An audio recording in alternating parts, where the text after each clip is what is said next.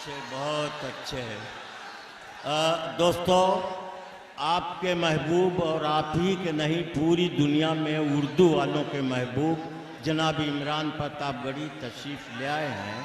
आप अगर उन्हें चाहते हैं तो मुशायरे की तहजीब की हिफाजत कीजिए, तब मैं समझूंगा कि आप इमरान प्रतापगढ़ी से इश्क करते हैं, उनके शहदाई हैं कि मुशायरे की तहजीब को बचा लीजिए।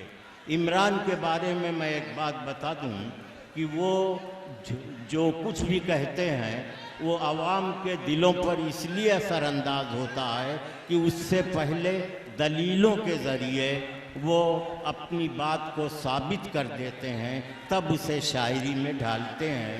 ये उनका बहुत बड़ा हुनर है, इसके लिए पूरी दुनिया में उन्हें इज़्ज़त और एहतराम से याद किया जाता है। अब मैं जनाब इमरान प्रतापगढ़ी से गुजारिश करूंगा, वो हैं माइक है और जितनी बची हुई रात है यह आपके दरमियान इमरान प्रतापगढ़ी है। अस्सलाम वालेकुम। देर से आने के लिए माफ़ी चाहूँगा, बहुत लंबा सा सफ़र तय करके आपके बीच में आ रहा हूँ। आपकी मोहब्बतें और मेरे दोस्त नैयर साहब का हुक्म में आपके बीच में हाजिर हो गया। अब चारों तरफ से थोड़ी सी खामोशी हो जाए तब पढ़ना शुरू किया जाए। हाँ, ये शॉल भी हटा ली जाए और ये जो कुश्ती का प्रोग्राम चल रहा है ये भी थोड़ी देर के लिए रोक लिया जाए। अड़ोस पड़ोस वाले दोस्तों से गुजारिश है कि एक दूसरे को अलग कर दें। बहुत अच्छा, इधर बैठाइए, बीच में सबको बैठाइए, इन सारे लोगों को बैठाइए, तभी पढ़ना शुरू करूंगा।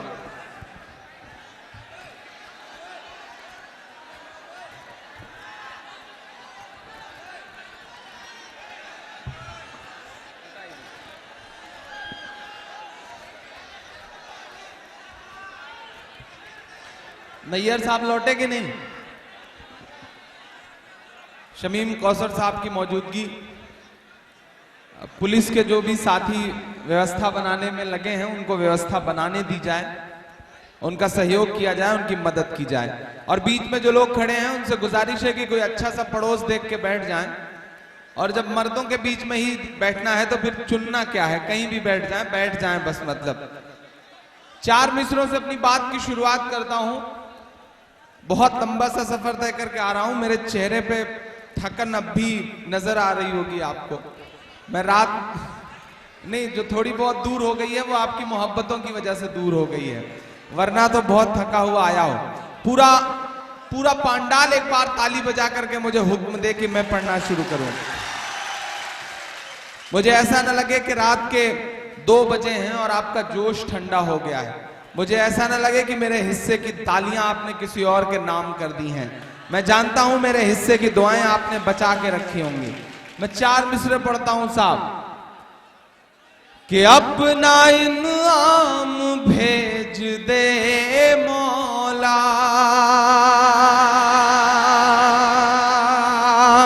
ये जो आपका जोश है, जो जुनून है, इन सब की शिरकत हो, सबकी दुआएं हो। मेरे दोस्त तुफैल साहब भी बैठे हैं, उन सबकी भी दोस्तों की दुआएं मिले। अभी पिछले महीने ही महमूदाबाद आके गया हूं, बहुत मोहब्बत से सुना है आपने। मैं चाह रहा हूं कि आज महमूदाबाद जैसा ही ये मुशायरा भी सुना जाए, ये यहां भी उसी तरह की मोहब्बतें आपकी हासिल हो। आगे जो कुछ दोस्त खड़े हैं अगर वो बैठ सकें तो बैठ जाएं, और पीछे से भी दिखाई पड़ रहा है। अब जैसी भी स्थिति है इसी में अपनी मतलब गुंजाइश निकालने की कोशिश करिए। मैं पढ़ता हूं साहब कि अपना इनाम भेज दे मौला और सरेआम भेज दे मौला और सरेआम भेज दे मौला, अपना इनाम भेज दे मौला और सरेआम भेज दे मौला। सीरिया खून में नहाया है, मेरी दुआ जायज लगे कहते हो कि एक शख्स की आमीन हो इसमें। मैं पढ़ता हूं साहब कि और सरे आम भेज दे मौला, सीरिया खून में नहाया है,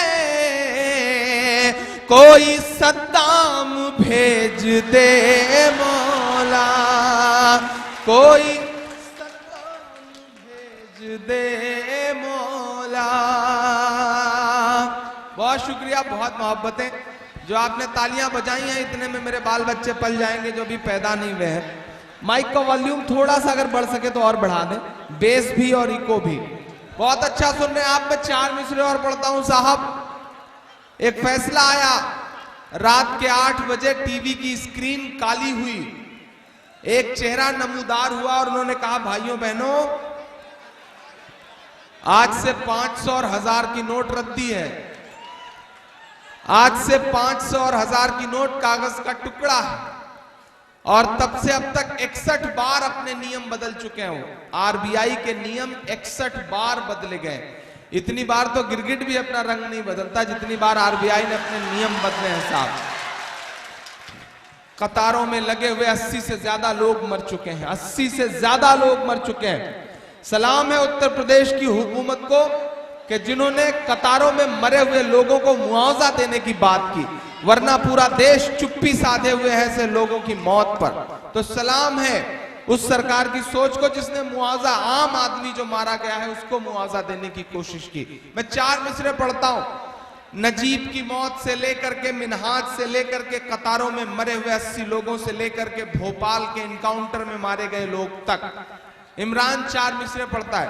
शमीम भाई दुआएं मांगता हूं आपसे कि और कितना हमें बर्बाद करोगे साहिब।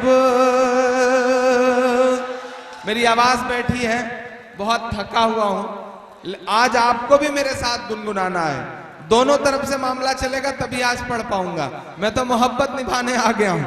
मैं पढ़ता हूं साहब कि और कितना हमें बर्बाद करोगे साहिब, क्या सितम और नया ईजाद करोगे साहिब। लाइन इतनी लंबी है कि खत्म होने का नाम नहीं ले रही है। 50 दिन पूरे हो गए हैं, होने वाले हैं, 2-3 दिन बचे हैं। साहिब ने कहा था कि 50 दिन में अगर देश न बदल जाए तो चौराहा चुन के रहना, जिस चौराहे पर चाहना मुझे फांसी चढ़ा देना। मैं तो सोच रहा हूं बिस्वा के चौराहे से अच्छा कोई चौराहा हो नहीं सकता जहां यह शुभ काम किया जाए। मैं पढ़ता हूं साहब कि और कितना हमें बर्बाद करोगे साहिब, क्या सितम और नया ईजाद करोगे साहिब।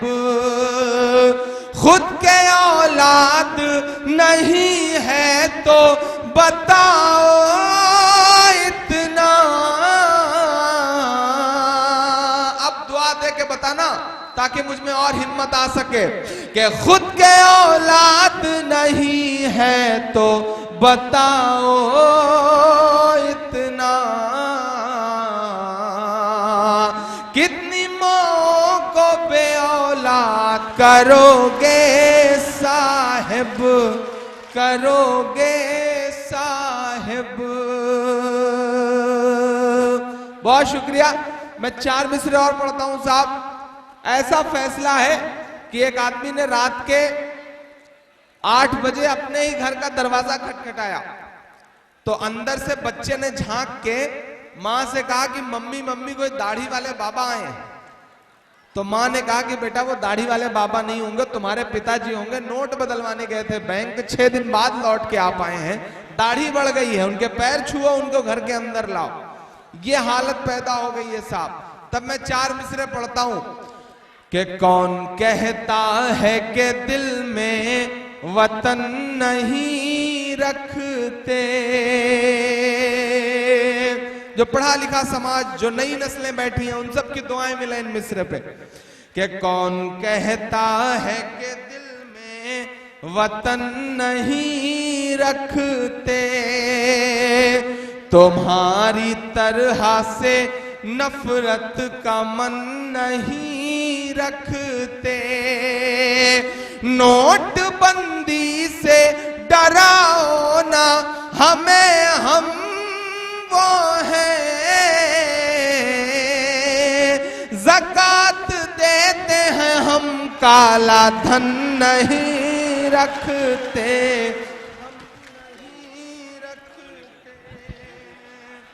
बहुत शुक्रिया। देखिए, जो माला वाला पहनाने का सिस्टम है, अब मेरा ख्याल है कि अब पढ़ने के दौरान ये सिस्टम न लागू किया जाए। देखिए, पुलिस वाले व्यवस्था बना के जाते हैं, आप फिर बीच में एक बच्चा खड़ा होता है, उसके साथ 50 और खड़े हो जाते हैं। ये खाली बिस्वा में ही हो सकता है साहब। यहां तो हालत यह है कि बीज डाला, पौधा तैयार और तुरंत फल भी देने लगता है। इस शहर की उपजाऊ जो जमीन है उसको सलाम करता हूं। अच्छा, नई नस्लों को आप प्यार से समझा के ही काम चला सकते हैं, वरना ये नए लड़के तो इतने शैतान हैं कि आप इनसे पार नहीं पा सकते। वो एक शमीम भाई, एक टीचर ने बच्चे के बाप को घर पे फोन किया, बोला आपका बेटा इतना शैतान है, इतना शैतान है, इतनी शैतानी करता है कि मुझे परेशान करके रख दिया है। तो बाप ने कहा आखिर हुआ क्या? तो टीचर ने कहा कि ऐसी जिंदा तस्वीर बनाता है कि एकदम सच्ची मालूम होती है। आज इसने जमीन पर 2000 की नोट बना दी थी, उसको उठाने में मेरे नाखून टूट गए। तो बाप ने कहा कि आपके तो सिर्फ नाखून टूटे, मैं तो आईसीयू में एडमिट हूं। तो टीचर ने कहा ऐसा क्या हो गया? बोले उसने बिजली के मीटर पे कैटरीना कैफ की तस्वीर बना दी थी, चूमने के चक्कर में आईसीयू में आ गया मैं। ये हालत है। अच्छा, ये नई नस्ल भी इतनी जल्दी में है कि मैं तभी आ रहा था तो एक लड़का उस तरफ भागा जा रहा था, तो मैंने कहा साइकिल से, मैंने कहा उधर कहां भागे जा रहे हो, मुशायरा तो इधर है। तो उसने कहा इमरान भाई मेरे सामने से हट जाइए, मेरे पास हैंडल मोड़ने तक का टाइम नहीं है। ये नई नस्ल इतनी बेदार और नई नस्ल इतनी तेज है साहब कि आप इससे पार नहीं पा सकते। बस इससे मोहब्बत से गुजारिश कर लीजिए कि यह मुशायरा आपका है। एक थका हुआ, कई रातों का जागा हुआ शायर आपकी मोहब्बत में रात के 1:30 बजे आपके बीच पहुंचा है। तो जहां है, जैसे हैं, जिस माहौल में है, अगर व्यवस्था बना लेंगे तो इंशाल्लाह मैं कुछ देर आपको सुना सकूंगा, मैं कोशिश कर सकूंगा कि मैं आपके सामने रूबरू रह सकूं। आप बहुत अच्छा सुन रहे हैं। मैं 4 मिसरे और पढ़ता हूं साहब। कि नहीं ऐसा नहीं होगा, कभी ऐसा नहीं होगा, कभी ईमान का कुरान का सौदा नहीं होगा, कभी ईमान का कुरान का सौदा नहीं होगा। हमें तुम कत्ल कर दो शौक से मंजूर है, लेकिन किसी शरीयत के किसी मुद्दे पे समझौता नहीं होगा, शरीयत के किसी मुद्दे पे समझौता नहीं होगा। 3 तलाक के मुद्दे पे देश में जिस तरह नफरतों का माहौल खड़ा करने की कोशिश की जा रही, मैं 4 मिसरे पढ़ता हूं, उसके बाद एक नई नज्म सुनाता हूं आप दोस्तों को, बिल्कुल नई सी नज्म सुनाता हूं। लेकिन पहले वो 4 मिसरे सुनिए साहब। कि महज पीएम नहीं है आप उन्मादी लफंगों के। जरा सा जुड़ के सुने। देखिए, सच में बहुत थका हूं, गला बिल्कुल बैठा है। सिर्फ मुझे रिचार्ज जो है वो आपकी तालियां और आपकी दुआएं ही कर सकती हैं। मैं पढ़ता हूं, जरा सा जुड़ जाएं आप सारे लोग। कि महज पीएम नहीं है आप उन्मादी लफंगों के, जरा सा वक्त हिंदुस्तान के अमनो चैन को दीजिए। हमारी औरतों को हक बराबर बात में देना, ये हक पहले तो मोदी जी जशोदा बेन को दीजिए, ये हक पहले तो मोदी जी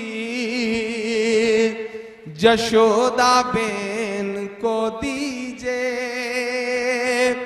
3 दिन पहले एक बच्चा पैदा हुआ हिंदुस्तान में। करीना कपूर और सैफ अली खान को बेटे की मुबारकबाद। बड़ा खूबसूरत सा मासूम सा बच्चा है, लेकिन जिस दिन वो बच्चा पैदा हुआ उसका नाम रखा गया तैमूर, और तैमूर नाम रखते ही पूरे दुनिया में, पूरे हिंदुस्तान में बहस छिड़ गई। गालियां दी जाने लगी कि तैमूर नाम का आदमी तो बहुत जालिम बादशाह था, ऐसे में तैमूर का नाम नहीं रखना चाहिए। मैं इस तरह की नफरत की बातें करने वाले लोगों से पूछना चाहता हूं कि तैमूर बहुत जालिम बादशाह था, तो तैमूर नाम किसी बच्चे का नहीं रखा जाना चाहिए। तो अशोक ने भी तो लाखों लोगों का कत्ल किया था जंग में, तो क्या करिएगा, अशोक नाम भी नहीं रखा जाएगा? ये सवाल देश के अमन पसंद लोगों को एक दूसरे से पूछना चाहिए। और उससे भी बड़ी बात मैं जिम्मेदारी के साथ बिस्वा में कहता हूं दोस्तों, कि अशोक तो बहुत पुरानी चीज है। दिल्ली में निर्भया नाम की मासूम बेटी के साथ बलात्कार करने वाले शख्स का नाम राम सिंह था, तो क्या किया जाए, राम नाम से परहेज किया जाए? नहीं, जरूरी नहीं कि किसी के नाम का असर बच्चे पर आए। हो सकता है वो तैमूर जालिम बादशाह था, ये तैमूर बड़ा मोहब्बतों वाला फरिश्ता निकल जाए, मसीहा निकल जाए। मैं 4 मिसरे पढ़ता हूं, मेरी आंखों के सामने एक तस्वीर आई थी। आईसीयू में एडमिट करीना कपूर, जब बेटा पैदा हुआ तो करीना की गोद में है वो, और करीना उसकी पेशानी चूम रही है। करीना को बहुत सारी फिल्मों में आपने देखा होगा, लेकिन मुझे उस तस्वीर से ज्यादा आज तक करीना कपूर कभी खूबसूरत नहीं लगी, क्योंकि पहली बार सच में मां बनी हुई करीना कपूर नजर आई। मैं 4 मिसरे पढ़ता हूं साहब उस बेटे के नाम जो नया नया पैदा हुआ है और जिसके नाम पे पूरे देश में बवेला मचा हुआ है। मैं मिसरे पढ़ता हूं साहब के बला की सादगी रखी, गजब का नूर रखा है। नए मिसरे हैं, जरा सुन के बताइए। बला की सादगी रखी, गजब का नूर रखा है। खुदा ने चेहरे पे मासूमियत भरपूर रखा है। खुदा ने चेहरे पे मासूमियत भरपूर रखा है। बड़े होकर के तुमको नफरतों का कत्ल करना है। तुम्हारा नाम शायद इसलिए तैमूर रखा है। तुम्हारा नाम शायद इसलिए तैमूर रखा है।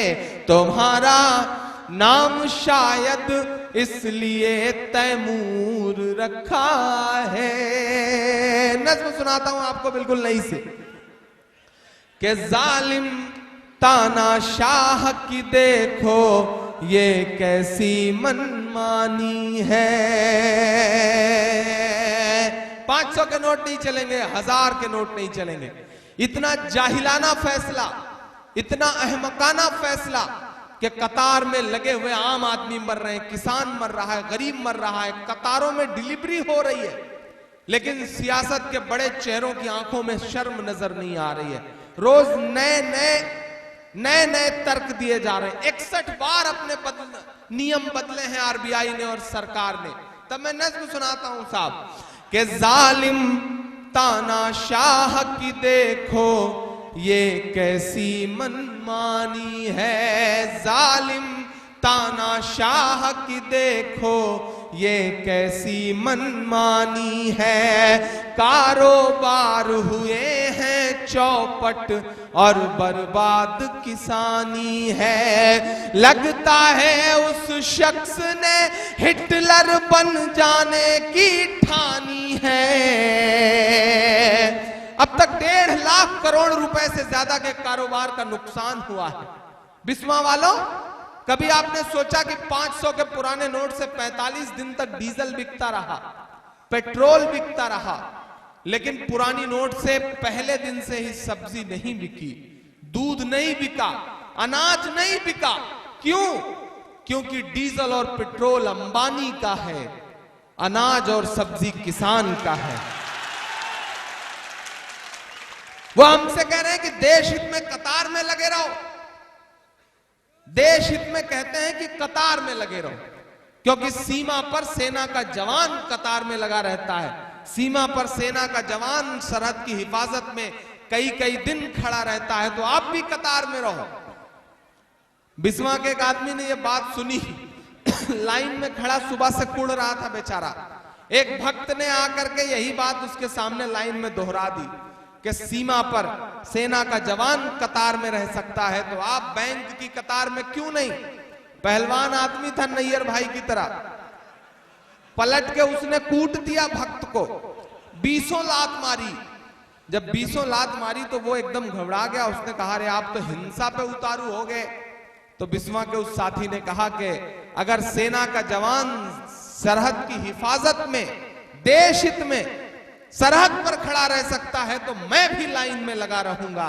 लेकिन वही सेना का जवान देश हित में अपने सीने पे गोली खा लेता है, तुम 10-20 लात भी नहीं खा सकते। यह है बिस्वा, इसके अपने तर्क हैं साहब। तब मैं नज्म पढ़ता हूं और मासूम सा सवाल आपके सामने उछाल रहा हूं कि जालिम तानाशाह की देखो ये कैसी मनमानी है। मैं आ रहा हूं धीरे धीरे, मूड बन रहा है धीरे धीरे, थोड़ा थोड़ा रिचार्ज हो रहा हूं। बस थोड़ा सा पीछे के भी दोस्तों की शिरकत हो जाए तो शायद मैं इस मुशायरे को मुशायरा बना सकूं कि जालिम तानाशाह की देखो ये कैसी मनमानी है।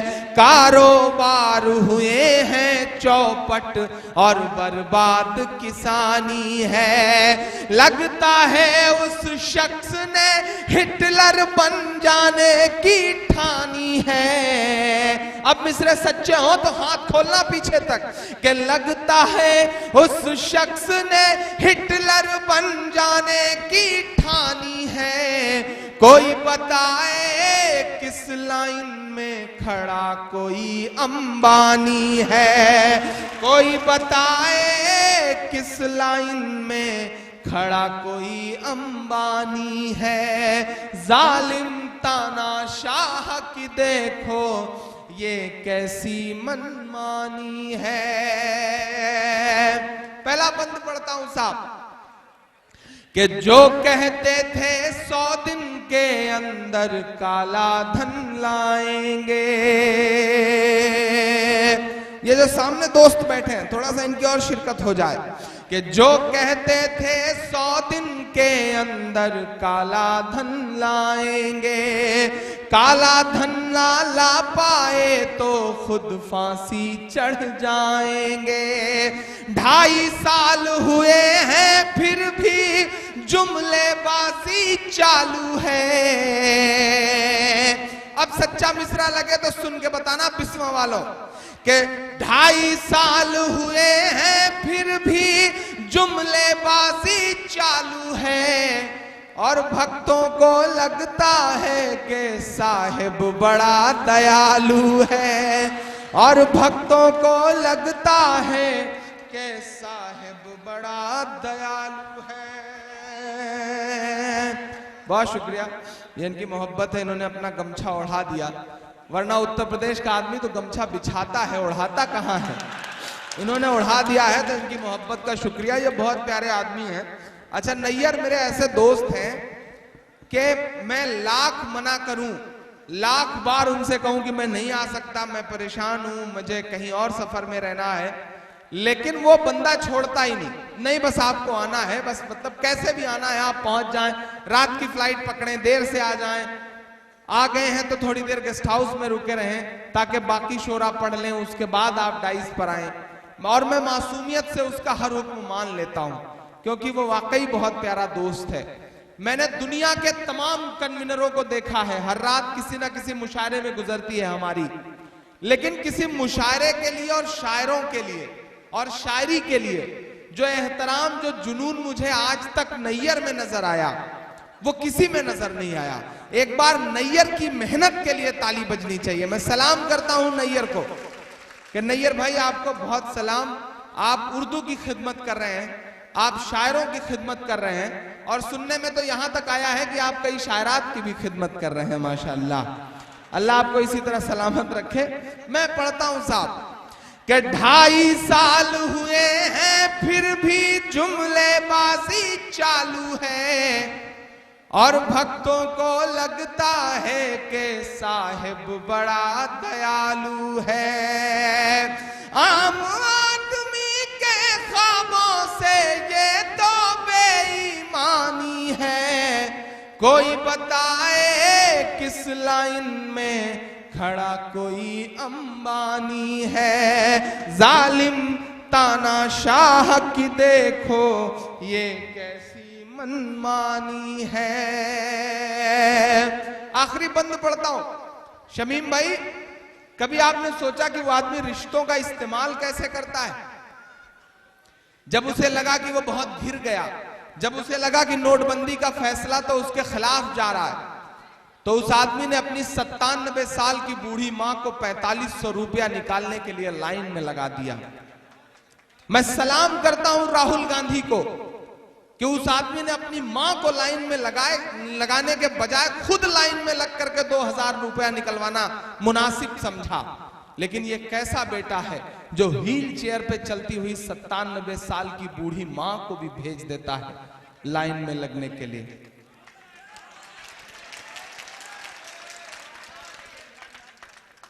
और मजे की बात तो ये, जिस दिन से उनकी माता जी ने 4500 रुपया निकाला, उसी के दूसरे दिन से लिमिट घट के 2000 हो गई। मतलब आपकी माता जी निकालें तो 4500 और हमारी आपकी माता जी निकालने जाएं तो 2000। कितनी नाइंसाफी है। मैंने उस दिन एक शेर कहा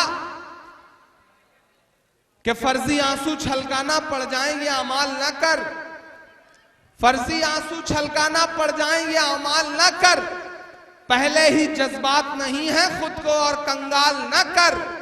वोट के नाम पे, नोट के नाम पे खूब सियासत कर, लेकिन मां जैसे पाकीज़ा रिश्ते का तो इस्तेमाल न कर, मां जैसे पाकीज़ा रिश्ते का तो इस्तेमाल न कर। मैं आखिरी बंद पढ़ता हूं साहब कि माओ बहनों के पल्लू के सारे पैसे लूट गए, माओ बहनों के पल्लू के सारे पैसे लूट गए, नन्हे मुन्ने बच्चों के हाथों के गुल्लक फूट गए, नन्हे मुन्ने बच्चों के हाथों के गुल्लक फूट गए।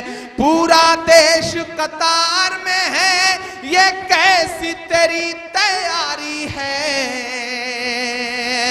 कहते हैं पेटीएम करो, मोबाइल से पैसा ट्रांसफर करो, कैशलेस इकोनॉमी, पैसा नहीं चलेगा। अरे ना हेलो, आप ही कहते हो, बोर्ड लगा के रखते हो कि पेट्रोल टंकी पर, डीजल की टंकी पर मोबाइल का इस्तेमाल विस्फोट कर सकता है। तब ये बताओ कि पैसे का ट्रांसफर मोबाइल से डीजल पेट्रोल खरीदने के बाद आदमी करे तो कैसे करे? क्या जाहिलाना फैसला है, क्या जाहिलाना सोच है साहब। अपनी ही बातों पे ऐसे रंग बदलते जा रहे हैं कि माओ बहनों के पल्लू के सारे पैसे लूट गए, नन्हे मुन्ने बच्चों के हाथों के गुल्लक फूट गए। पूरा देश कतार में है, ये कैसी तेरी तैयारी है। 80 से ज्यादा मौतों की किसकी जिम्मेदारी है, 80 से ज्यादा मौतों की किसकी जिम्मेदारी है। लगता है उसकी आंखों का आज मर गया पानी है। कोई बताए किस लाइन में खड़ा कोई अंबानी है, कोई बताए किस लाइन अंबानी है। बहुत शुक्रिया, इनकी मोहब्बतों को सलाम। मेरा ख्याल है कि शायद बहुत शुक्रिया। ये जो आसपास के इलाके हैं, तंबौर हो गया, महमूदाबाद हो गया, परतापुर, तंबौर का नाम लिया तो क्या 2 बार ले लें भाई?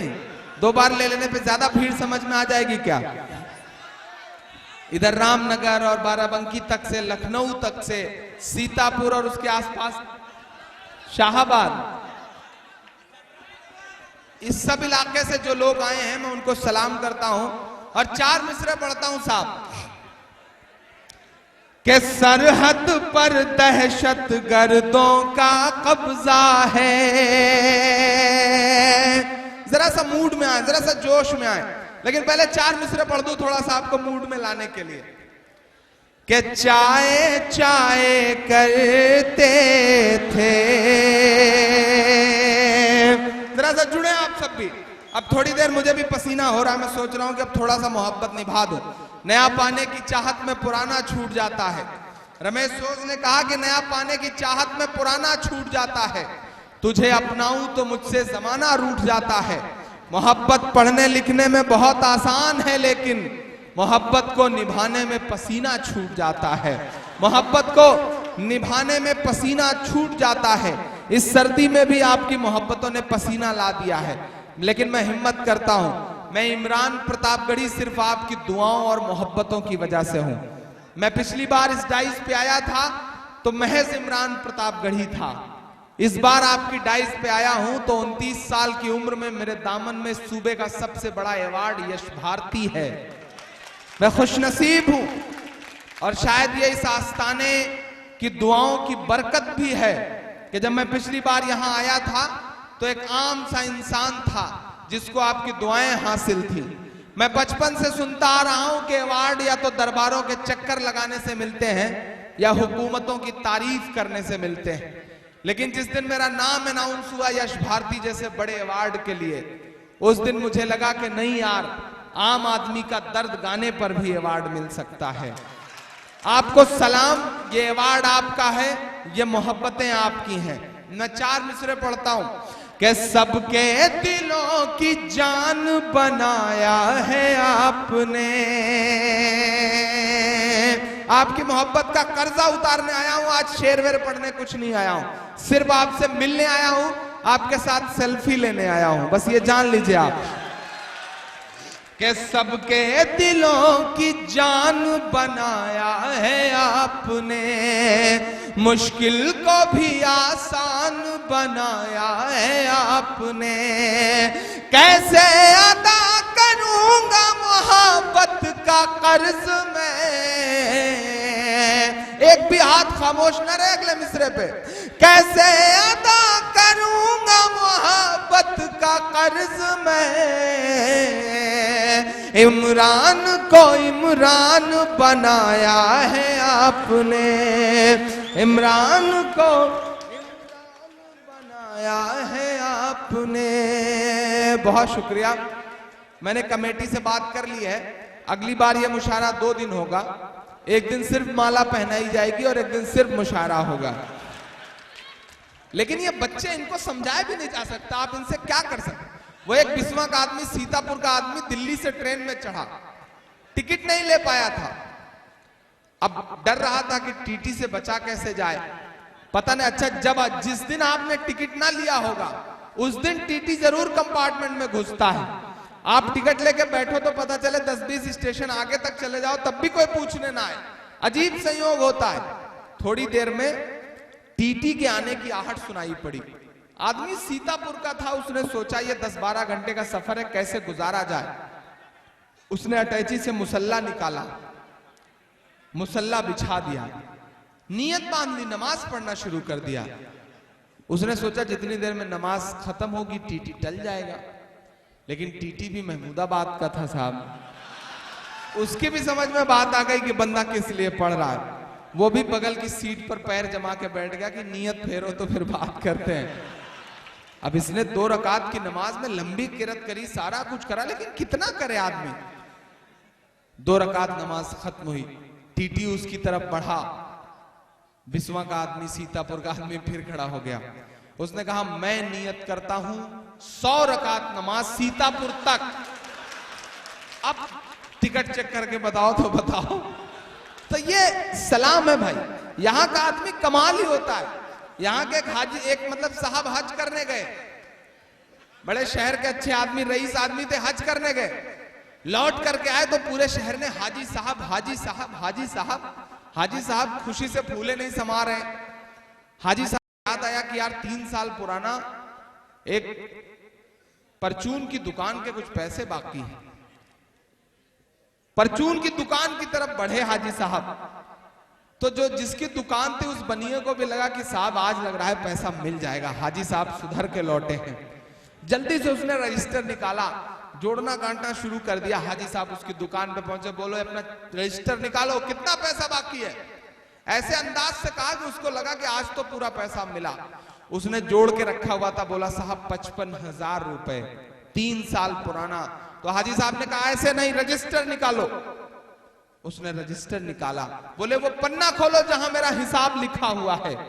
उसने पन्ना खोला तो जहां पे नाम लिखा था हाजी साहब ने वहां उंगली रख के कहा, यहां नाम के सामने हाजी बढ़ा दो, हिसाब बाद में होगा। यह है सीतापुर, इसका एहसास ही अलग है साहब, आप इससे पार नहीं पा सकते। इस शहर के लड़कों को सलाम कीजिए और इनसे सैल्यूट करिए। और इस शहर के ये वाले लड़के तो ऐसे हैं, जो वो वाले लड़के हैं ना भक्त टाइप वाले, वो भी अनूठे हैं भाई। एक भक्त टाइप के लड़के ने अपने पिताजी को एक दिन कहा कि बैठिए आपसे बात करनी है। तो बाप ने कहा क्या बात है?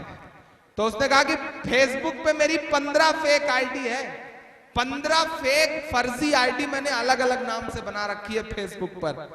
तो बाप ने कहा कि 15 आईडी का करते क्या हो? तो उसने कहा कि 15 आईडी अलग अलग आईडी से जब भी कोई मोदी जी को कुछ बोलता है फेसबुक पर गलत शलत, तो मैं उसको अलग अलग आईडी से जाके गाली देता हूं। तो बाप ने कहा ये बात तुम मुझे क्यों बता रहे? तो लड़के ने कहा वो जो आप 2 महीने से कोमल भाभी को रेस्टोरेंट में मिलने के लिए बुला रहे हैं वो मैं ही हूं। ये है यहाँ के लड़कों का तासीर साहब। तो इन लड़कों से प्यार से पेश आइए, इसके अलावा कोई चारा नहीं है। बहुत समझदार लड़के हैं, इनकी मोहब्बत को सलाम। मैं नज्म सुनाता हूं और दुआएं मांगता हूं आपसे कि चाय चाय करते थे, गाय गाय करते हैं, चाय चाय करते थे, चाय चाय करते थे, गाय गाय करते हैं, जागे हैं दलित जब से, हाय हाय करते हैं, जागे हैं दलित जब से। बहुत शुक्रिया। बंदा कितने घंटे पहले से प्लान करके बैठा रहा होगा कि आज माला पहना के, मतलब माला पहना के ही सबर करना है। सलाम इसकी मोहब्बत को। ऐसे ही एक साथी की बारात गई, माइक वाले ने दुश्मनी मोल ले रखी थी। जैसे ही दरवाजे पे बारात पहुंचती है ना, माइक वाले ने गाना बजा दिया, रे बानर तू कौन है, क्या है तेरा नाम। दूल्हा भड़क गया, उसने कहा ये क्या बात होती है, मैं दूल्हा हूं या बंदर हूं। माइक वाले को डांटा गया, माइक वाले ने गाना सुधारा। वो बरमाले का वक्त आता है ना, एक दूसरे को लड़का लड़की जयमाल पहनाते हैं। लड़के ने लड़की के गले में और लड़की ने लड़के के गले में जैसे ही जयमाल डाली, वैसे ही माइक वाले ने बदमाशी करी और गाना बजा दिया, भैया मेरे राखी के बंधन को निभाना। लड़का फिर भड़क गया, उसने कहा ये अजीब माइक वाला है, ये लगातार मेरी दुश्मनी कर रहा है, ये इस टाइम पे ऐसा गाना बजा रहा है। लड़के वाले ने डांटा उसको, माइक वाले को, तो माइक वाले ने फिर गाना बदल दिया। सुबह जब विदाई का वक्त आया, दुल्हन ला के कार में बैठाई गई, दुल्हन चलने को हुई, बारात विदा होने लगी, तो माइक वाले ने फिर खुराफात करी और फिर गाना बजा दिया, हम आज अपनी मौत का सामान ले चले। तो माइक वालों से भी बड़ा प्यार से पेश आना है। मैं पढ़ता हूं साहब कि जागे हैं दलित जब से, हाय हाय करते हैं, 3 साल बाकी है, आने दो जरा 19, 3 साल बाकी है। रात के 2:30 बजे एक शायर अपने ईमान की बुनियाद पर दुआ करते हुए मिसरे पढ़ता है। आपकी भी दुआएं शामिल हुई तो इंशाल्लाह ये मिसरे कबूल जरूर होंगे। मैं पढ़ता हूं साहब कि 3 साल बाकी है, आने दो जरा 19 दिल्ली भी ये कह देगी, बाय बाय करते हैं दिल्ली भी ये कह देगी। बहुत शुक्रिया, बहुत मोहब्बतें। 4 मिसरे और पढ़ता हूं, फिर एक नई नज्म सुनाता हूं आपको, नजीब की नज्म, जिसके लिए फरमाइश है लोगों को। लेकिन मैं वो सुनाने के लिए थोड़ा सा आपको माहौल बना रहा था, थोड़ा सा मूड में लाने की कोशिश कर रहा था। मैं 4 मिसरे पढ़ता हूं 29 जवानों को लेकर के। मेरा जनरल नॉलेज, मैं आपका जनरल नॉलेज बढ़ा रहा हूं, मेरी बात सुने आप गौर से। 29 जवानों को लेकर के सेना का एक विमान पिछले 3 महीने से लापता है। सर्जिकल स्ट्राइक की पोस्टर चिपका करके क्रेडिट लेने वाला कोई भी नेता उन 29 जवानों के गायब होने की बात पर बात करने तक को तैयार नहीं। 29 जवान हमारे मुल्क के, हमारे आपके बीच के, हमारे आपके बेटे, 29 जवानों को लेके गायब है एक विमान। 19 जवान हमने उरी में शहीद करवाए। सलाम करता हूं अपने मुल्क के इन शहीदों को, जिन्होंने अपनी लाशें बिछा करके उसके ऊपर हिंदुस्तान की नींव मजबूत रखी है। मैं चाहता हूं तमाम शहीदों के लिए आपकी एक बार जोरदार तालियां बजें, जिन्होंने अपनी लाशें बिछा दी हिंदुस्तान की सरहदों को मजबूत करने के लिए, उनकी हिफाजत करने के लिए। मैं 4 मिसरे पढ़ता हूं साहब। पूरे 10 साल में, पिछली हुकूमत के 10 साल में उतने सैनिक नहीं मारे गए जितने पिछले 2.5 साल में मारे गए हैं। तब इमरान ये मिसरे पढ़ता है साहब कि सरहद पर दहशत गर्दों का कब्जा है, मुल्क पे छूटे हमदर्दों का कब्जा है, मुल्क पे छूटे हमदर्दों का कब्जा है। एक के बदले 10 सर की उम्मीद न रख, मेरी हिम्मत के लिए मेरा साथ देना। एक के बदले 10 सर की उम्मीद न रख, दिल्ली तुझ पर नामर्दों का कब्जा है, दिल्ली तुझ पर नामर्दों का कब्जा है। कि नफरत वाले मजदूरों को भेजो ना, साध्वी प्राची सी हूरों को भेजो ना, साध्वी प्राची सी हूरों को भेजो ना। गाय के नाम पे जो आतंक मचाते हैं, सरहद पर उन लंगूरों को भेजो ना, सरहद पर उन लंगूरों को भेजो ना। बहुत शुक्रिया। एक ऐसी नज्म आपको सुनाना चाहता हूं दोस्तों, जिसे मैं लिखते हुए बहुत रोया, जिसे मैं पढ़ते हुए बहुत रो देता हूं। अब थोड़ी देर आप खामोश हो जाएं, ना आपकी ताली चाहता हूं, ना आपका शोर चाहता हूं, बस आपकी खामोशी मांग रहा हूं। मैं एक ऐसे बेटे का दर्द गाने चल रहा हूं, वो बेटा आप भी हो सकते थे, वो नजीब मैं भी हो सकता था, वो नजीब आपका भाई भी हो सकता था। मैं नज्म सुनाता हूं, एक बार एक एक शख्स अपनी खामोशी के लिए ताली बजा करके मुझे ये नज्म पढ़ने के लिए हुक्म दे कि मैं नजीब की नज्म आपको सुनाऊं। आपने पूरे रात हंगामे में इस मुशायरे को सुना है, आपसे कोई शिकायत नहीं, लेकिन ये नज्म आप चुपचाप सुने। पीछे के भी दोस्तों से भी शिरकत मांगता हूं। मैं पढ़ता हूं साहब, एक नज्म सुनाता हूं। अब भैया खामोश हो जाओ भाई, पीछे के भी दोस्तों से गुजारिश की अब थोड़ी देर चुप हो जाएं, मेरे आंसुओं के साथ सफर करें। एक नज्म सुनाता हूं आपको।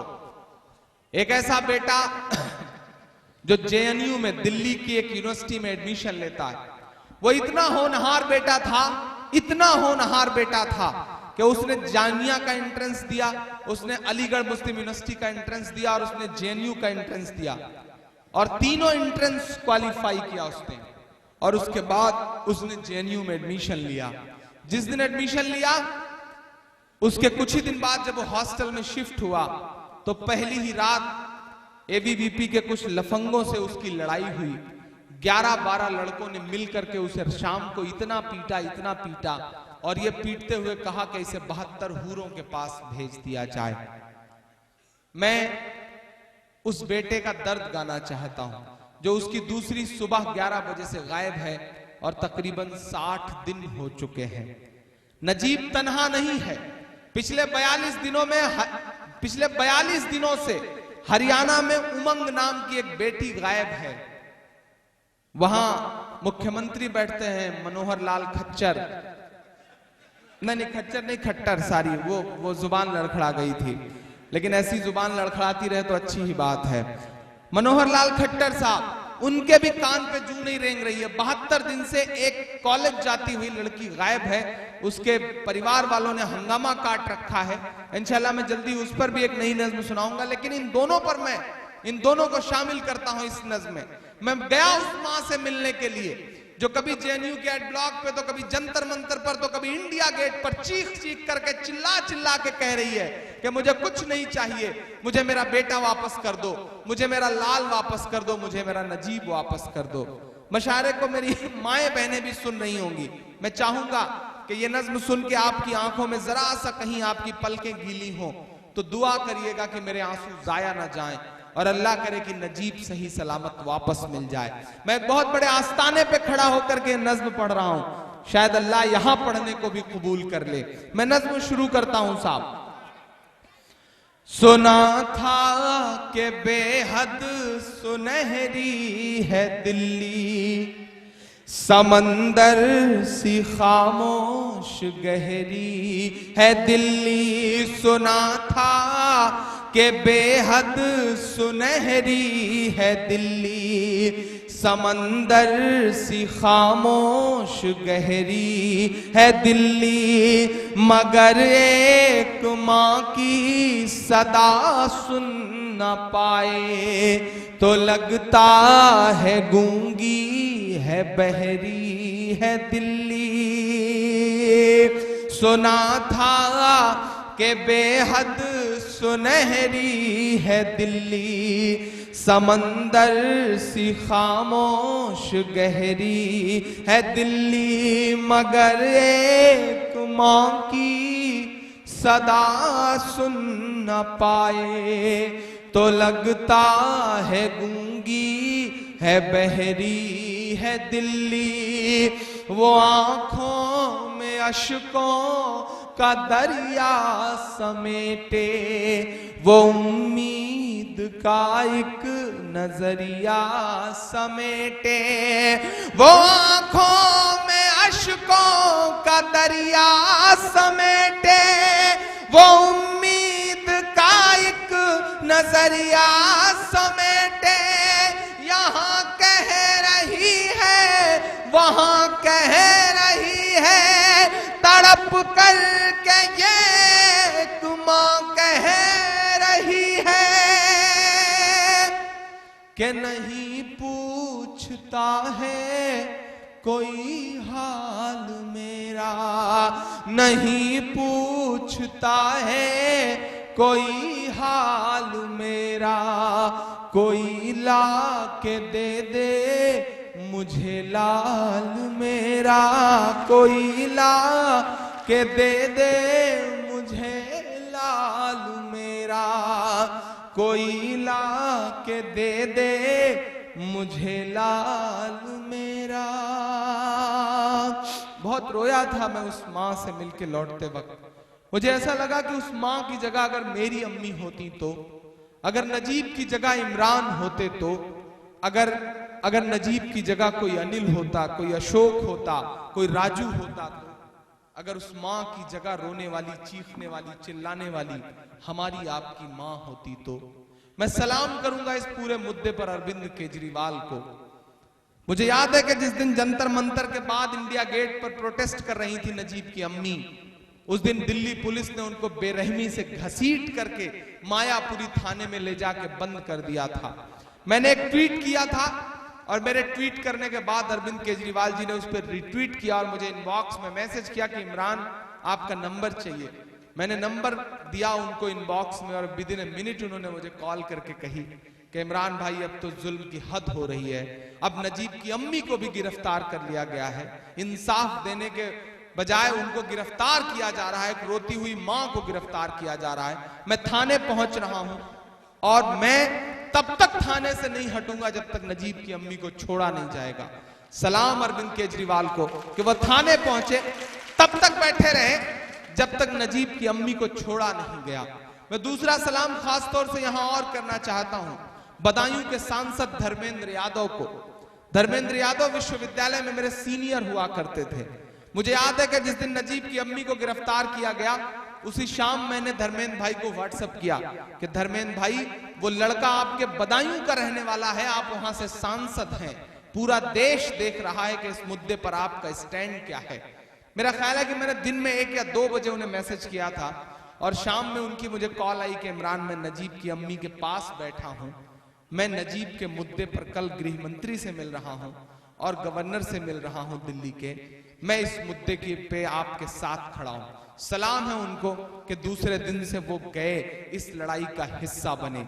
मैं सलाम करता हूं अखिलेश यादव जी को कि जिन्होंने नजीब की अम्मी को बुला करके मुलाकात करी, उस लड़ाई में खड़े होने का साथ दिया। मैं सलाम करूंगा असदुद्दीन ओवैसी से लेकर राहुल गांधी तक को कि जो इस लड़ाई में खड़े हुए साथ, क्योंकि ये लड़ाई किसी पॉलिटिकल पार्टी की लड़ाई नहीं है, ये लड़ाई हमारे आपके बेटों के महफूज होने की लड़ाई है। आप दिल्ली की टॉप मोस्ट यूनिवर्सिटी में अपने बच्चे को ये सोच के भेजते हैं कि बच्चा महफूज है, पढ़ेगा, पढ़ लिख करके आईएएस बनेगा, आईपीएस बनेगा, डॉक्टर बनेगा, इंजीनियर बनेगा। अगर यूनिवर्सिटियों में भी आपके बच्चे महफूज नहीं हैं तो ये तो हमारी आपकी नस्लों को डराने की कोशिश चल रही है ताकि हम आप पढ़ना लिखना बंद कर दें। मैं पढ़ता हूं साहब, नहीं पूछता है कोई हाल मेरा, कोई ला के दे मुझे लाल मेरा, कोई ला के दे मुझे लाल मेरा।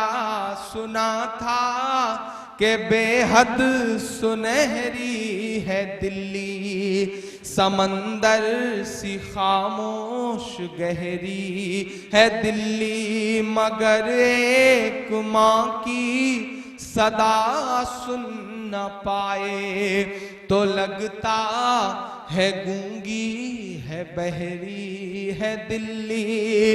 वो आंखों में अश्कों का दरिया समेटे, वो उम्मीद का एक नजरिया समेटे, यहाँ कह रही है वहां कह रही है, तड़प कर के ये माँ कह रही है, नहीं पूछता है कोई हाल मेरा, कोई ला के दे मुझे लाल मेरा।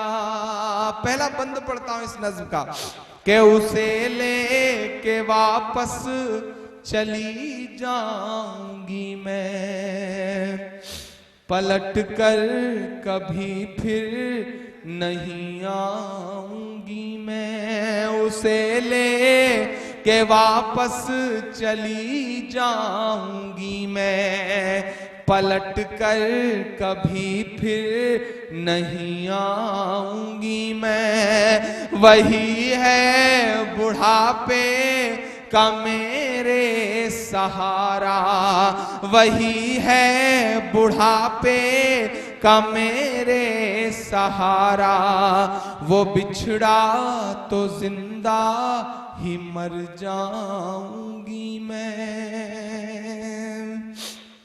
उसे लेके वापस चली जाऊंगी मैं, पलट कर कभी फिर नहीं आऊंगी मैं। वही है बुढ़ापे का मेरे सहारा, वो बिछड़ा तो जिंदा ही मर जाऊंगी मैं। वही है मेरी जिंदगी की कमाई, वही है मेरी जिंदगी की कमाई, वही तो है सदियों का माल मेरा।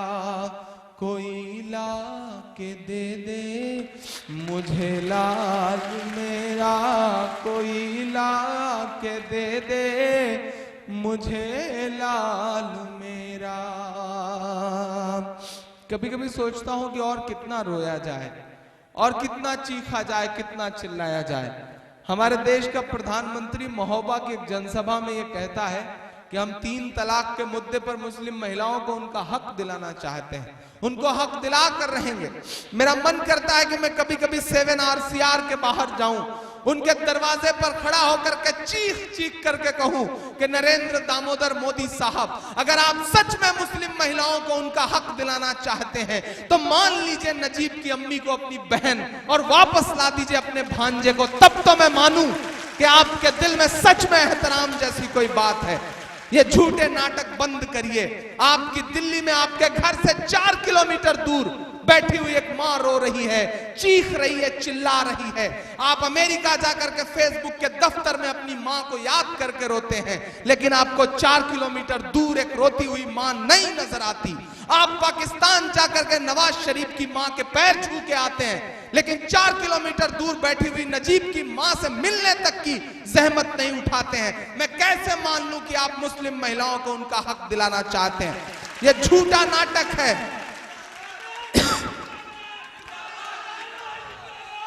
मैं आखिरी बंद पढ़ता हूं इस नज्म का। बहुत शुक्रिया। मैं आखिरी बंद पढ़ता हूं इस नज्म का साहब। जितना गुस्सा मुझे सियासत में बैठे हुए लोगों को लेकर के है, उससे कहीं ज्यादा नाराजगी मेरी कलम के उन दोस्तों से भी है। मैं कलम के उन सिपाहियों से भी पूछना चाहता हूं कि पत्रकारिता क्या है।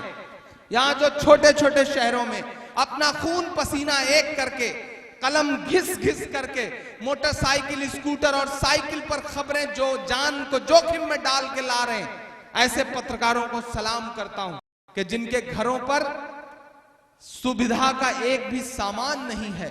उन्होंने पत्र बेच करके कार नहीं खरीदी और पत्रकार नहीं बन सके। उन्हें सलाम करता हूं। वरना दिल्ली में ऐसे भी पत्रकार मेरी आंखों ने देखा है जिनका काम पत्रकारिता नहीं है। साहब माफ करिएगा, उनका काम दलाली है, वो पत्रकारिता नहीं कर रहे हैं। अपने न्यूज रूम में बैठ करके 100 करोड़ रुपए की उगाही के मामले में तिहाड़ से लौटे हुए एक एंकर साहब चीख चीख करके, चिल्ला चिल्ला के DNA करते हुए ये कहते हैं कि नाग और नागिन की खबरें ही पत्रकारिता है। ये लोकतंत्र के चौथे स्तंभ को कहां ले जाना चाहते हैं लोग।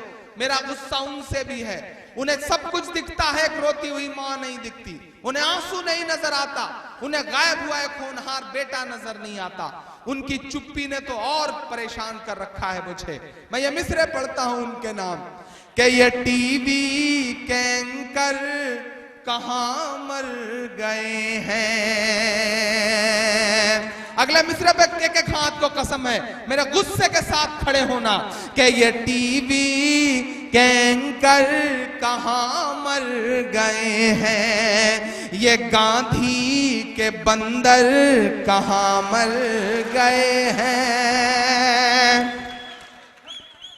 ये टीवी के एंकर कहां मर गए हैं, ये गांधी के बंदर कहां मर गए हैं।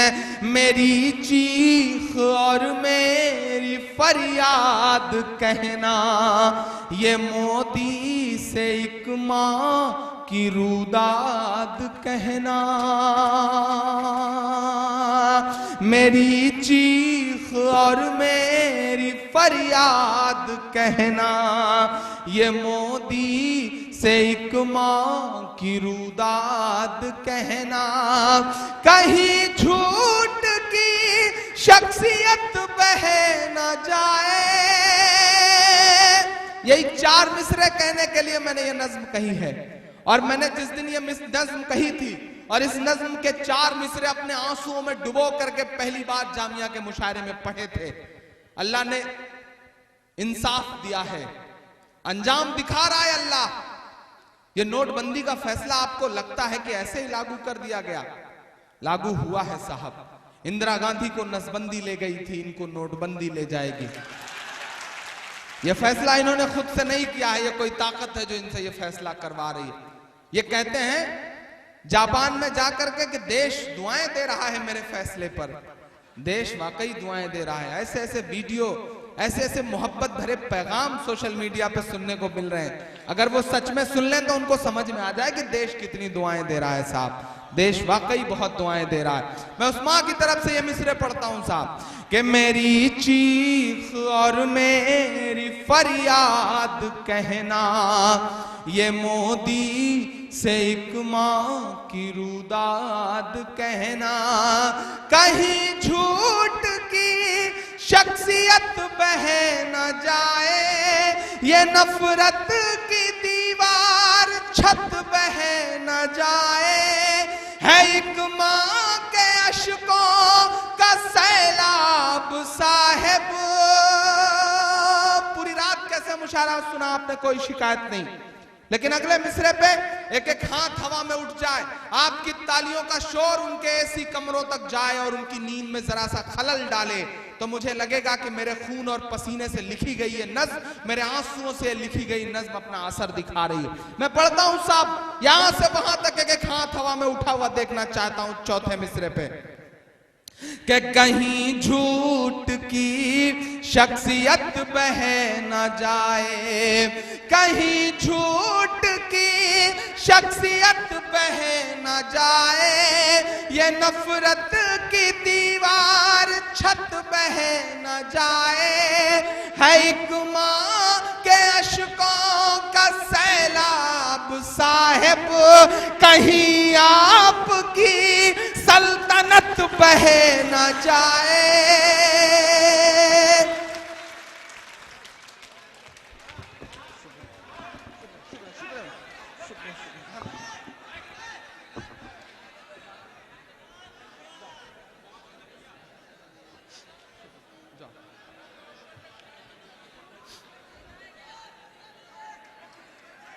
और बिस्मा वालों, मैं आपको एक बात और आपकी जानकारी बढ़ाने के लिए बताऊं कि आप मत ये समझना कि इमरान ही नजीब के मुद्दे पर खड़ा होकर के आंसू बहा रहा है, रो रहा है। मैं अपने से बड़ा संघर्ष उस बच्चे को मानता हूं। मैं सलाम करता हूं जेएनयू के प्रेसिडेंट मोहित पांडे को, मैं सलाम करता हूं रवि प्रकाश को, मैं सलाम करता हूं साथी रवि रंजन सिंह को, मैं सलाम करता हूं बहन चेतना पांडे को, जिन्होंने बसंत कुंज थाने के बाहर दिल्ली में नजीब की तलाश के लिए सबसे ज्यादा लाठियां खाई हैं। आप ये मत समझना कि आपकी लड़ाई सिर्फ मुसलमान लड़ रहे हैं। इन तमाम बच्चों के लिए भी आपकी जोरदार ताली बजनी चाहिए जो आपके मुद्दों पर लड़ाई लड़ रहे हैं साहब। कि कहीं झूठ की शख्सियत बह न जाए, ये नफरत की दीवार छत बह न जाए, है एक माँ के अशकों का सैलाब साहिब, कहीं आपकी सल्तनत बह न जाए। उजड़ सा गया है गुलिस्तां वतन का, उजड़ सा गया है गुलिस्तां वतन का, नहीं तो ये भारत था खुशहाल मेरा, कोई ला के दे दे मुझे लाल मेरा, कोई ला के दे दे मुझे लाल मेरा। बहुत शुक्रिया, बहुत मोहब्बतें। देखिए मैं सच में आज बहुत थका हूं, मुझे फीवर भी है, गला बहुत खराब है। आजकल आप घंटों घंटों पढ़वाते हैं, गुर्दे में दर्द शुरू हो जाता है। कल एक दिन की मोहलत लेकर के डॉक्टर को भी दिखाने जा रहा हूं, दुआ करिए कि कोई कायदे की बीमारी ना निकले। मैं एक नज्म आपकी फरमाइश पे सुनाना चाहता हूं, जो आप सुन लें। मैंने नज्म सुनाने को कहा है, सियासी नहीं, फलस्तीन तो पिछली बार पढ़ के गया था, मदरसा सुनना है। अच्छा बर्मा सुना दूं? अच्छा मैं पहले बर्मा सुना देता हूं, इंशाल्लाह फिर उसके बाद फलस्तीन।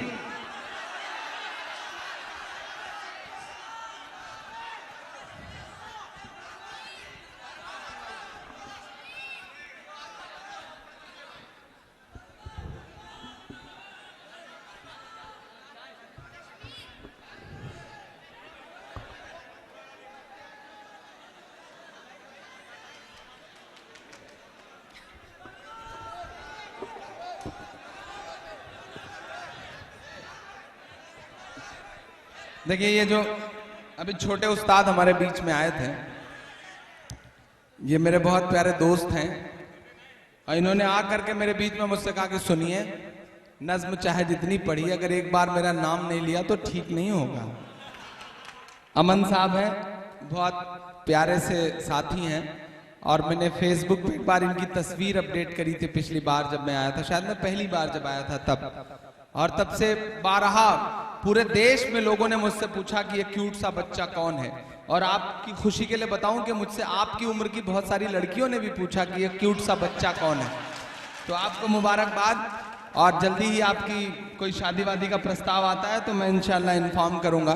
और मैं चाहता हूं कि मैं इनकी बारात में भी शामिल हूं, कुंवारा रहूं, उसी दौरान शामिल हूं तो ज्यादा अच्छा रहेगा, मतलब मेरी ख्वाहिश है। और इंशाल्लाह अब दोस्ती इनसे हो गई है तो इनकी शादी में तो आना ही रहेगा। अब जल्दी से शादी करिए, दावत में बुलाइए, वलीमा खिलवाइए, आपके अब्बू जहां भी हो या आपका परिवार जहां भी हो उन तक ये मेरा संदेशा भेजा जाए कि मैं अमन साहब की शादी में आना चाहता हूं। जब भी ये शादी कर लेंगे मुझे अच्छा लगेगा।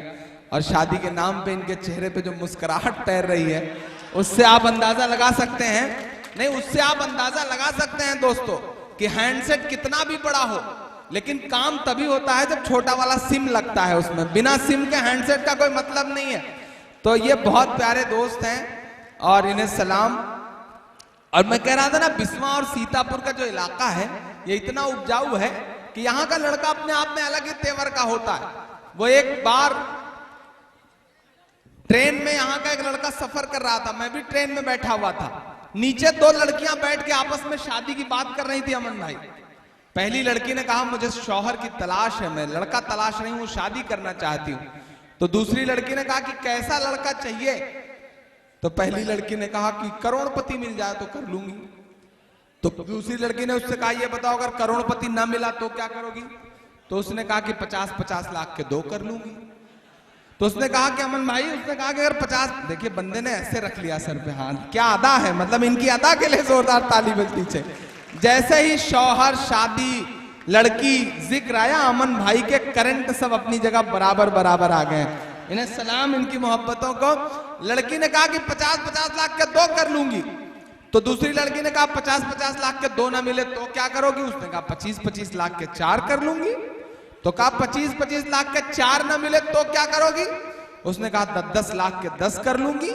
ऊपर बिस्वा का एक लड़का बैठा था, उससे बर्दाश्त नहीं हुआ, वो कूद के सीधे उनकी गोद में नीचे आया। उसने कहा बहन जी, जब ये रेट 1000 तक आ जाए तो मुझे भी खबर कर देना, मैं भी लिस्ट में हूं। ये है बिस्वा साहब, यहाँ का तेवर अलग ही है, यहाँ के बच्चों का जो जुनून है वो अलग ही है। एक दिन बिस्वा के एक बच्चे और बाप में बहस छिड़ गई। बाप कहता था बाप ज्यादा समझदार होता है, बेटा कहता था कि बेटा समझदार ज्यादा होता है। तो बेटे ने बाप से कहा ये बताइए अमेरिका की खोज किसने करी? तो बाप ने कहा कि कोलंबस ने। तो बेटे ने कहा ये बताइए फिर अगर बाप ज्यादा समझदार होता है तो कोलंबस के बाप ने अमेरिका की खोज क्यों नहीं की? इससे साबित होता है कि बेटा ज्यादा समझदार होता है। तो ये बाप बेटों की आपसी नोकझोंक है, ये भी चलती रहेगी, ये सिलसिला भी चलता रहेगा।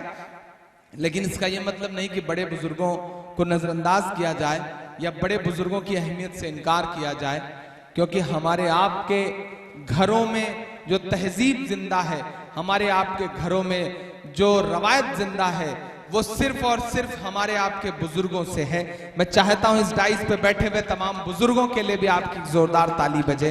उसके बाद मैं नज्म सुनाना शुरू करता हूं। इन दिनों आप एक तस्वीर, तमाम वीडियो, तमाम तस्वीर सोशल मीडिया के जरिए वायरल हो रहे हैं।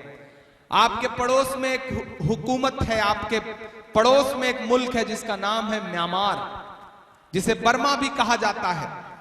ऐसी ऐसी तस्वीरें आ रही हैं कि मिलिट्री गोलियों से भून दे रही है, बलात्कार कर रही है, काट दे रही है जिस्म। और हमारे आपके सामने सोशल मीडिया के जरिए तस्वीरें आ रही हैं और हम कुछ नहीं कर रहे हैं, दुनिया भी चुप है। मैं 2-2.5 मिनट की एक नज्म सुनाता हूं, उसके बाद फिर एक आपकी फरमाइश पूरी करता हूं। कि कल रात मेरी आपकी फरमाइश पे पढ़ रहा हूं। दुनिया में कहीं भी जुल्म हो, मेरी कोशिश होती है कि मैं उस जुल्म पर अपनी आवाज उठाऊं, आपका दर्द गाऊं। यह भी एक जुल्म है दुनिया के कोने का, मैं इसका भी दर्द गाता हूं। कि कल रात मेरी आंख ये कहते हुए रोई कल रात मेरी आँख, कल रात मेरी आँख, ये कहते हुए रोई बर्मा के मुसलमानों की आवाज सुने कोई, बर्मा के मुसलमानों की कल रात मेरी आँख, ये कहते हुए रोई बर्मा के मुसलमानों की आवाज सुने कोई, कल रात मेरी आँख। के दुनिया को जली लाश के मंजर नहीं दिखते, दुनिया को जली लाश के मंजर नहीं दिखते, मुर्दा हुए एहसास के मंजर नहीं दिखते, मुर्दा हुए एहसास के मंजर नहीं दिखते, हथियार लिए फिरते अहिंसा के पुजारी और खून भरी प्यास के मंजर नहीं दिखते, कि दुनिया भी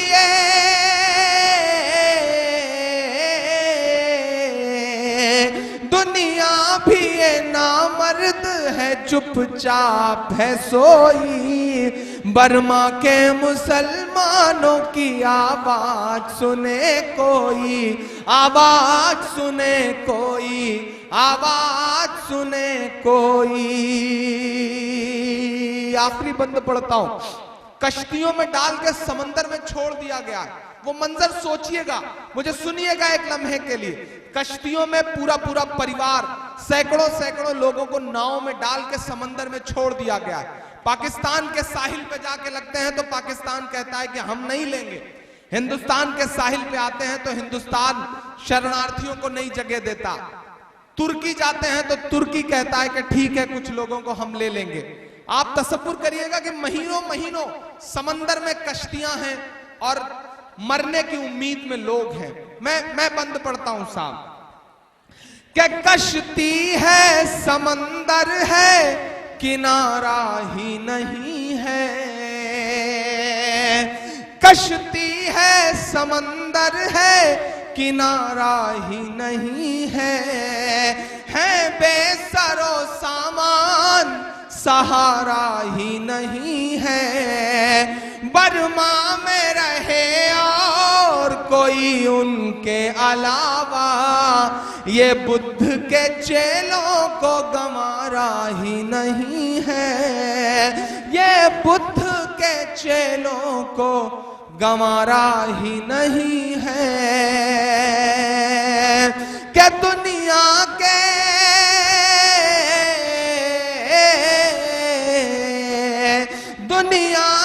मसीहाओं की गैरत कहाँ खोई, बर्मा के मुसलमानों की आवाज सुने कोई, आवाज सुने कोई, आवाज सुने कोई। बहुत शुक्रिया, बहुत मोहब्बतें। एक नज्म अपनी पसंद से, जिस नज्म ने इमरान बनाया मुझे, या जिस नज्म ने यश भारती जैसा अवार्ड दिलवाया मुझे, मैं वो पढ़ देता हूं। फिर आखिर में एक नज्म जो आपने कहा है मैं वो पढ़ दूंगा कि मिला हमेशा चाहत का पैगाम मदरसों से। मैं ये नज्म अकीदतन भी पढ़ना चाह रहा हूं। जहां जो खड़ा है वो खड़ा रह के सुने, जहां जो बैठा है वो बैठा रह के सुने। आप मेरे साथ सफर करेंगे तो और अच्छा लगेगा। मुझे जहां जैसे हैं खड़े हो जाएं। आप अगर खड़े होना चाहते हो तो खड़े होके सुने। यह मुशायरे का बिल्कुल आखिरी लम्हा है, 3:15 बज रहे हैं, लेकिन आगे कोई नहीं आएगा। अब इतना भी दूरी बनाए रखिए ना कि मैं नज्म तो पढ़ सकूं।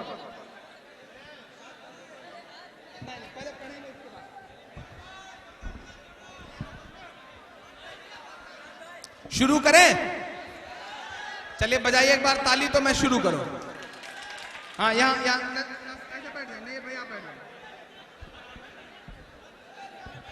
अफरा तफरी खत्म हो जाए तो शुरू करो। बैठिए, मैं पढ़ लूं उसके बाद। कि मिला हमेशा चाहत का पैगाम मदरसों से, मत जोड़ो आतंकवाद का नाम मदरसों से, कोई इल्जाम मदरसों से, कोई इल्जाम मदरसों से। कितने लोगों को याद है ये नज़्म? याद है? तो चलिए आज मेरे साथ गा के इस नज़्म को आज सब मिल करके गाते हैं इंशाअल्लाह। मेरे साथ सफर करिए।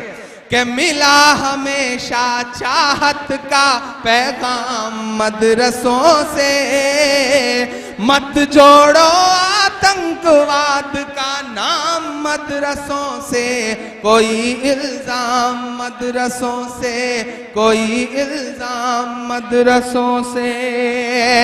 यहाँ कुराने पाक की हर लम्हा है तिलावत होती।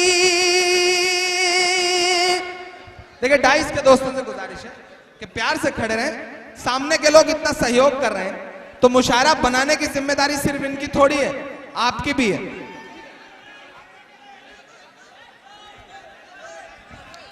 देखिए आप इन लोगों को व्यवस्था संभालने का मौका मत दीजिए। आप नई नस्लें हैं, आप खुद व्यवस्था संभाल सकते हैं। क्या जरूरत है? आप बैठ जाओ बेटा, अभी मिलते हैं। कि यहाँ कुराने पाक की हर लम्हा है तिलावत होती, जर्रे जर्रे में हमदर्दी और मोहब्बत होती, और मोहब्बत होती। कभी नहीं हो सकता कत्ले आम मदरसों से, मत जोड़ो आतंकवाद का नाम मदरसों से, कोई इल्जाम मदरसों से, कोई इल्जाम मदरसों से। 1857 की जंग के बाद, 1857 की जंग से लेकर के 1947 की जंग आजादी तक, पहली बात कोई आगे नहीं चढ़ेगा, मैं पढ़ता हूं साहब, शुक्रिया।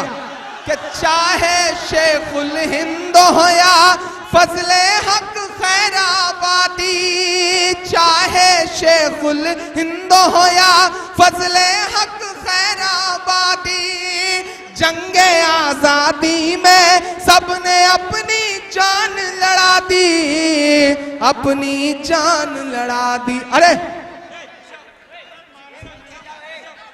पीछे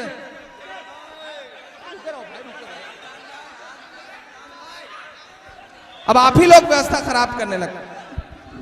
पहली बात तो पीछे के लोगों को, नैयर भाई पीछे के लोगों को आप पीछे करें। ज्यादा व्यवस्था पूरे मुशायरे के पीछे के लोगों ने खराब कर रखी। हाँ बस थोड़ा सा गैप बना के खड़े रहिए, थोड़ा सा गैप। हाँ बस इतना थोड़ा गैप बना के खड़े रहिए, ठीक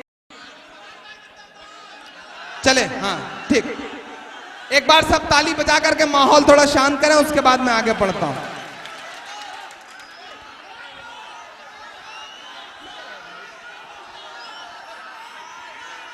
कि चाहे शेखुल हिंद हो या फजले हक खैराबादी, जंगे आजादी में सबने अपनी जान लड़ा दी, अपनी जान लड़ा दी। मिला हमें आजादी का इनाम मदरसों से, मत जोड़ो आतंकवाद का नाम मदरसों से, कोई इल्जाम मदरसों से, कोई इल्जाम मदरसों से।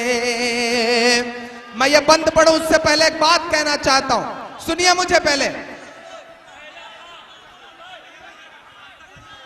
भाई अभी रास्ता ना खाली करवाइए, थोड़ी देर आप लोग भी चुप बैठ जाइए ना, आप लोग पीछे से बोलते हैं।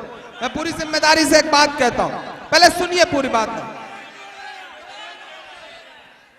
ये जो पूरी मुशायरा कमेटी है, जो पूरा ये जो मेला लगा हुआ है, मैं इस पूरी कमेटी को बहुत सलाम करूंगा और खास तौर से डाइस पर खड़े हुए अपने पुलिस के साथियों को सलाम करूंगा। आप पुलिस को लेकर के मन में चाहे जो भ्रांतियां पाल के बैठे, चाहे जो गलतफहमियां पाल के बैठे, लेकिन जब भी मैं इस वर्दी की तरफ देखता हूं मेरी आंखों में शहीद हेमंत करकरे का चेहरा आ जाता है। इस वर्दी के लिए एक अलग सा एहतराम होता है। मैं जब भी सैल्यूट करता हूं, मैं जब भी इस वर्दी की तरफ देखता हूं, मुझे मेरे प्रतापगढ़ में इस वर्दी में लिपटी हुई जियाउल हक की लाश आ जाती है। मैं वर्दी के लिए मेरे दिल में एहतराम आ जाता है। मैं इस वर्दी की तरफ जब भी देखता हूं, मेरी आंखों में अशोक कामटे, विजय सालस्कर, अशोक कामटे जैसे लोग जिन्होंने अपनी लाशें बिछा दी लेकिन हिंदुस्तान की नींव को मजबूत रखा। मैं सलाम करूंगा ऐसे लोगों को। और मैं चाहता हूं देखिए इस मुशायरे का मकसद ये नहीं कि आप सुबह जाकर के चाय की दुकान पे बैठ के तफरी करके ये कहें कि मुशायरा बहुत अच्छा हुआ, फला शायरा ने बहुत अच्छा पढ़ा। भाई बात तो बोल लेने दो, जिंदाबाद बाद में लगा लेना। हमेशा गलत जगह पे जिंदाबाद लगाते हो, दिक्कत ये है। मैं चाहता हूं कि जो कम्युनिकेशन गैप है, ये जो रिश्तों में आपस में दूरियां हैं, इन दूरियों को खत्म करिए। एक एक कदम सब मोहब्बतों की तरफ आगे बढ़ाएं। सारे मजहबों के लोग तब जाकर के हिंदुस्तान खूबसूरत बनेगा। मैं अलग सा बंद इस नज्म का पढ़ता हूं कि बड़ी जरूरत देश को जब जब किया कमाल इन्हीं ने। इस देश का मिसाइल मैन अपनी 5वीं तक की तालीम चेन्नई के एक मस्जिद के बरामदे में बैठ के पूरी करता है और बाद में इस देश को परमाणु संपन्न बनाता है। मैं 3 राष्ट्रपतियों के नाम गिना रहा हूं जिनकी बुनियादी तालीम मदरसों से हुई है। मैं पढ़ता हूं साहब, मैं बड़ी आसान सी जुबान में ये नज्म आपके हवाले कर रहा हूं कि बड़ी जरूरत देश को जब जब किया कमाल इन्हीं ने। देश को एक से एक बढ़ करके दिया है लाल इन्हीं ने, दिया है लाल इन्हीं ने। के निकले जाकिर फखरुद्दीन कलाम मदरसों से। मत जोड़ो आतंकवाद का नाम मदरसों से, कोई इल्जाम मदरसों से, कोई इल्जाम मदरसों से। मैं आखिरी बंद पढ़ता हूं इस नज्म का दोस्तों। और बिस्वा वालों में एक बात और कह दूं आपको कि हिंदुस्तान में हर रात मुशायरे होते हैं, बड़े बड़े मुशायरे होते हैं, लाखों की भीड़ के मुशायरे होते हैं। लेकिन जो फजा आज यहां नजर आ रही है कि मुशायरे का आखिरी लम्हा है, 3:30 बज रहा है और मेरी आंखों के सामने भीड़ इतनी है कि नजर नहीं आ रहे हैं सर। और एक एक शख्स खड़ा होकर के पिछले घंटों से मुशायरे को सुन करके मेरे साथ नज्म गा रहा है। यह इस मुशायरे की सबसे बड़ी कामयाबी है। मैं चाहता हूं कि पूरी कमेटी के लिए और अपनी मौजूदगी के लिए एक बार ताली बजाएं आप। मैं पढ़ता हूं साहब कि जंगे आजादी में फिरंगी लाख कुरान जलाए। इधर के लोगों को भी ऊपर वाले ने आवाज दी है, थोड़ा आपके वहां हाथ खुल जाए, आपकी भी शिरकत हो जाए, इधर के भी दोस्तों की। कि जंगे आजादी में फिरंगी लाख कुरान जलाए। किसी भी हाफिज के दिल से एक हर्फ मिटा ना पाए, एक हर्फ मिटा ना पाए। लिया है अल्लाह ने ऐसा भी काम मदरसों से। मत जोड़ो आतंकवाद का नाम मदरसों से, कोई इल्जाम मदरसों से, कोई इल्जाम मदरसों से। बहुत शुक्रिया, बहुत मोहब्बत है। मैं आखिरी बंद पढ़ रहा हूं इस नज़्म